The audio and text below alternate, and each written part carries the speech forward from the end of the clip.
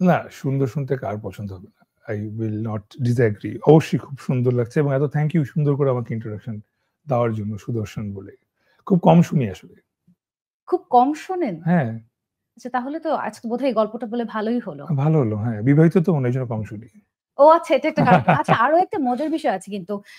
একটু হয়তো কঠিনও হয়ে যাবে বিষয়টা। সেটা হচ্ছে যখন আমরা সিনেমার নায়কদের কথা শুনি, রাইট, অনেকেই বলেন হয়তো বাইরের দেশে এটা ভেঙেছে। কিন্তু আমাদের দেশে এখনো কিন্তু সেই টিপিক্যাল ইয়েটা আছে যে বিবাহিত হলে নায়কদের চাহিদা কমে যায় বা নায়কদের বোধহয় আবেদন কমে যায়। রাইট। কিন্তু বাংলা নাটকে আমরা যতগুলো ১ম সারির অভিনয় শিল্পী সবাই, দেখি, সবাই। সবাই বিবাহিত এবং হ্যাঁ, দে আর ওয়ার্কিং ভেরি গুড। এটা আসলে আপনারা ভাঙলেন। এটা নিয়ে আরো কথা হওয়া উচিত না?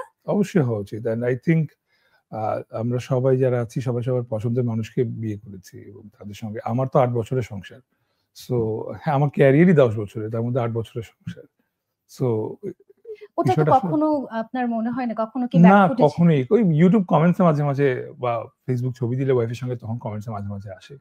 বাট এছাড়া আসলে it shouldn't be a factor. দিন শেষে I am an actor and my job is to do act and সেটা স্ক্রিনে।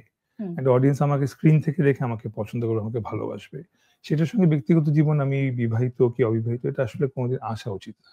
আমার কাছে মনে হয়। That's my opinion completely. না সেটাই। আমারও সেটাই মনে হয়। আর যেহেতু আমরা বাইরের দেশে আসলে দেখছি যে আমার মনে হয় যত সফল অভিনয় শিল্পী আছেন রাইট। সবাই বিবাহিত। আমার কাছে মনে হয় শুধু অভিনয় না, জীবনেও তো সফল হতে হবে।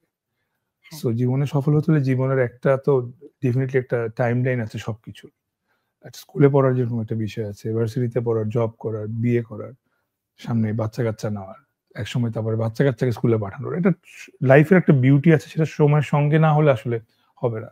আমি যদি ৫০ বছর বয়সে গিয়ে বিয়ে করি তাহলে আসলে হয়তো আমি এখন যতটা আমার বিবাহিত জীবন যতটুকু এনজয় করতে পারছি ততটা করতে পারতাম না। খুব সুন্দর একটা কথা বলেছেন। রাইট। নায়কদের কাছ থেকে এ ধরনের কথা শোনা আসলে একটু রেয়ার আমার মনে হয়। একটু কাজ নিয়ে কথা বলি ভাইয়া। সিওর, ঈদে সিওর। নাটক আসলো। একটা নাটক নিয়ে আমি স্পেশালি কথা বলতে চাই। Facebook এ ঢুকলেই নাটকটা আমি দেখতে চাইনি। কিন্তু আচ্ছা, আমাকে জোর করে ওরা দেখাচ্ছে। আচ্ছা। আমি Facebook এ ঢুকলেই হয়তোবা আমি ২-১ টা রিলস দেখছি, ভালো লাগছে। তারপর আমাকে ওটাই সাজেস্ট করছে। সেটা হচ্ছে 'মন দিওয়ানা।' রাইট। এই নাটকটা নিয়ে আপনি সাড়া কেমন পেয়েছেন? আপনি যেটা বললেন আরকি।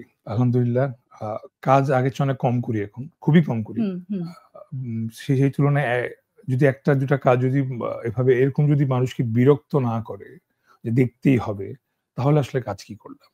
সো ওই জায়গা থেকে মন দিওয়ানা অনেক, অনেক এফোর্ট দিয়েছি। অ্যান্ড ওই কাজটা থেকে এতটা সাড়া পাবো আশা করেছিলাম। আশা না করব না সেটা আশা বলব না।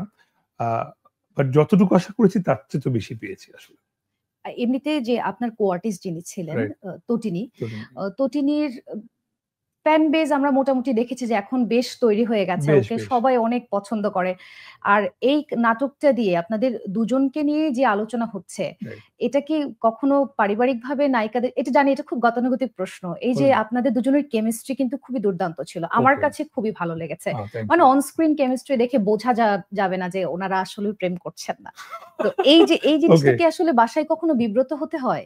না কখনোই কারণ বিব্রত আপনাদের হয়নি। যে দৃশ্যগুলো ছিল it was very romantic, thank very you. Passionate actually. Passionate হ্যাঁ, হ্যাঁ। না এই যে আবার যেটা বললাম অভিনয় তো অভিনয়ের জায়গায়। অভিনয়ের জায়গায়। এরকম আসলে তো তটিনীর সঙ্গেই ১ম হয়তো এত আ ভেরি প্যাশনেট যেটা বললেন আরকি আপনি এরকম সিন করেছি। এর আগে তো আমার বাকি কো অ্যাক্ট্রেস যারা ছিল তাদের সাথেই ক করেছি বা করতাম।